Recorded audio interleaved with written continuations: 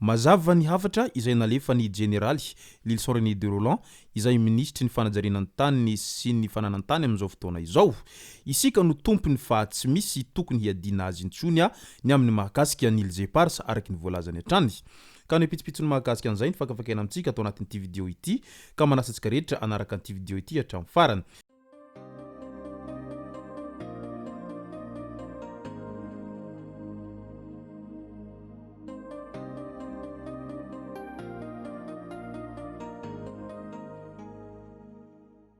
Ny tonga tsy miarahaba hono namantezitra ka dia faly miarahaba isika rehetra mpanaraka tsy tapaka an'ity chaîne ity ny tenako amin'ity androandroany ity araka an'izay efa natsipiko zay dia ny mahakasika ny fanambarana izay nataony ministry ny fananantany sy ny fanajariana ny tany no tena iompana antsika atao anatin'ity vidéo ity. Fa milohan'izay dia andao aloha resantsika ireto tsara ho fantatra manaraka ireto. Toa masina oratsimba anarivon'ny kilao noho ny gazana. Oratsimba milaza 1,7 kilao noho ny gazana ataoriny fanaraha maso nataony centre de surveillance des pêches na CSP tao Toamasina tao nandritra ny volana Desambra 2024. Ny 1,7 kilao tamin'ireo no tsy nanaraka ny ref ara-dalàna ary tsy nanana taratasy fahazahon-dalana hanondrana ny orinasa izay tokony entana. Nanamafy ny ministry ny Jona sy ny toe-karena manga Chaine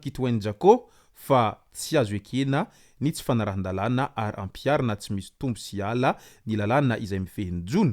Ity farany izay nilaza fa efa nohamevanina ny fepetra momba ny fahazahon-dalana amin'ny fanondranana izay vita eny anivon'ny faritra ihany. Tokony hanaja ny fotoana fikatona ny taom-panjonona sy ny refo manara-penitra ihany koa nefa ny rehetra eo anatrehan'izay rehetra izay. Midika izay fa tena sarotiny izy ireo amin'izay resaka tsy fanarahan-dalàna izay araky ny voalazan'izy ireo hatrany. Antoko mijoro ary hijoro hiaro ny fanavozana. Fifampiarabana tratry ny taona ny tanterahany solon-tena ny mpikatroka izay mpiaradia ary mpikambana eo anivon'ny antoko malagasy miara-miainga manerana ny nosy tamin'iny herinandro iny. Nisy ny fanovana sy fanavozana teo amin'ny firenena noho ny firaisan-kinany rehetra izany rehetra izany. Nandray anjara ny antoko mijoro ary hijoro hiaro ny fanavozana ary hiara-hiainga hampandroso ny firenena. Mifanizan-dalana amin'ny fanehoana izany fandresena ny tolona izany indrindra amin'ny fampiarabanana tratry ny taona vaovao izao araky ny voalazan'izy ireo hatrany. Midika izay fa tena miara-dalana ary manohana tsy misy fepetra an'izao fanavoazana izao ry zareo avy eo anatiny antoko izay amin'izao ankehitriny izao. Morondava indray nakatona tampoka ny lalana makany amin'ny plage Morondava anelanelan'ny Vezobity sy Blé Soleil. Nisy ny fanidinana lalana natao tampoka makany amin'ny plage Morondava eo anelanelan'ny Vezobity sy Blé Soleil izay nahatonga ahiahy lehibe teo amin'ny mponina tany an-toerana tany. Manontany tena ny mponina sao dia efa nisy fivarotana na fanomezana alalana manokana mahakasika ity ampahany amin'ny plage Morondava ity ka nahafahany nanidy ilay lalana izay lalana iombonany be sy ny maro. Miandry ny fanazavana avy amin'ireo tompon'andraikitra araka izany ny mponina hisy ny fampahafantarana mazava raha toaka ara-dalàna sy nahazo lalana tokoa ity fanidina ity ary indrindra mba hirovana ny tombotsom-bahoaka sy ny fananana iombonana ho izy ireo hatrany. Famatsiana rano ankatso 1 sy ankatso 2 natolotra tamin'ny fomba ofisialy tamin'iny herinandro iny ny forage izay miisa 3 ho an'ireo mpianatra. Natolotra tamin'ny fomba ofisialy tamin'ny andro 7 janoary 2024 ny forage miisa 3 ho an'ireo mpianatra teny ankatso 1 sy ankatso 2 ho fanamafisana ny fahazahoana rano fisotro madio eo anivon'ny toeram-ponenan'ny mpianatra no anton'izany rehetra izany. Tonga nanolotra izany ny ministry ny fampianarana ambony sy ny fikarohana ara-tsiansa profesora Ravony Manantsoa Ndao Hialy Mandavi sy ny ministry ny rano sy ny fanadiovana ary ny fidiovana Razafindriany aina Anja Elia. Mpianatra manodidina ny 9,000 isa eo no isitraka mivantana ity tetikasa ity. Ka dia isorana mitondra fanjakana amin'izao fotoana izao izay manao aintso zavatra mitady ny vahaolana rehetra mba hampilamina ny eny anivon'ny université eny amin'izao famatsiana rano fisotro madio izao. Kariera Ambatomaro indray nanao fihetsiketsehana ireo mpitrandraka vato fa nisy nahavita titra antsokosoko ny toeram-pitrandrahan'izy ireo.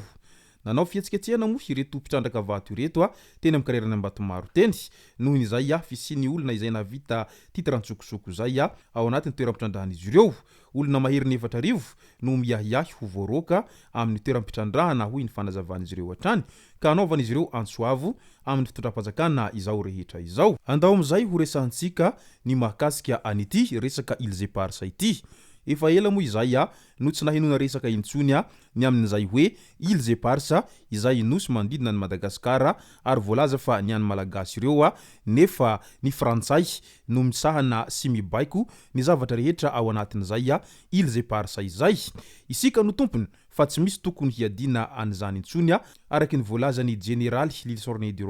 izay ministry ny fananantany sy ny fanajarenantany amin'izao fotoana izao raha ny resaka ny mahakasika an'izay Iles Eparses izay ara-tantara araky ny lalan'ny firenena mikambana sy famaritana vaovao lany tao anatin'ny filan-kevitry ny ministra ny 20 Desambra 2024 izay asa lehibe nataon'ny gouvernemanta tao anatin'ny 2 volana dia antsika tanteraka ireo nosy ireo izany hoe Iles Eparses izany hoy ny ministry ny fanajarenantany sy ny raharahantany Jeneraly Lylson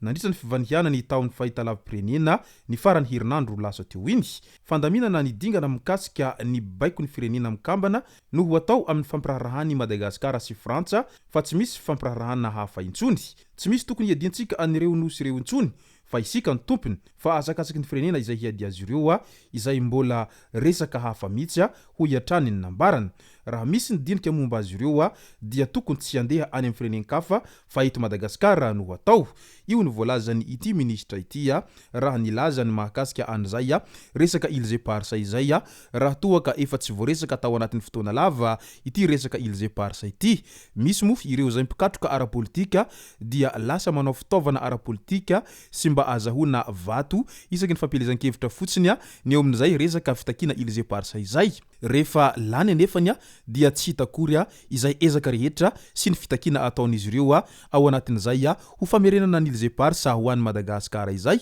fa toa lasa resaka fampandrinan-drisa sy fampandrina zaza fotsiny izay rehetra hoe ho takiana ny Iles Eparses antsika ny Iles Eparses sy ny maro hafa izay engane amin'izao fotoana ny fanavozana izao tena fanavozana tokoa ny zavatra ho isy ary mba ho sahy hitaky sy amerina an'izay Iles Eparses izay ho amin'ny Madagasikara sy ho amin'ny malagasy rehetra ireo mpitondra rehetra amin'izao fotoana izao satria efa tsy vita ireo mpitondra rehetra tao anatin'ny 80 taona be izao izany ny famerenana an'izay resaka Iles Eparses izay ka engane ho voaverin'ireo ao anatin'ny fotoana fohy izany rehetra